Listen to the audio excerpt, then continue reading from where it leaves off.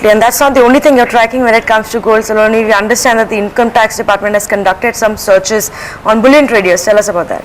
That's right. So this is the fallout of the raid that was conducted on Riddhi Siddhi Bullion 2 weeks back. Now the Income Tax Department sources have told us that after sifting through all the information that they received from the data that was seized from the raids conducted from Riddhi Siddhi Bullion, they suspected that at least 3 bullion traders and jewelers were involved in abetting Riddhi Siddhi Bullion to carry out cash transactions and even produce fake bills. Now our viewers are also well aware of the fact that we've been undertaking a continuing investigation where we are showing how easy it is for a buyer to go out there and ask for fake bills without even taking a PAN card, a KYC verification and several other those things that are mandatory and laid on by both the government and the RBI. So Income Tax Department here has also indicated that they will be going forward conducting searches at various other places in Opera House and Zaveri Bazaar. Now these are the 2 key locations of gold trade in the financial capital here.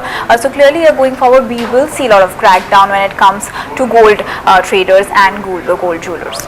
Thanks for bringing us both of those stories. So a clampdown on gold as well as a crackdown on illegal gold sales is what's really happening across the country right now, and you can see the impact on all of the jewelry stocks today. Also, Gitanjali Jewels was down almost 20% in trade when the markets opened, and the impact across all of those jewelry stocks. Well, we'll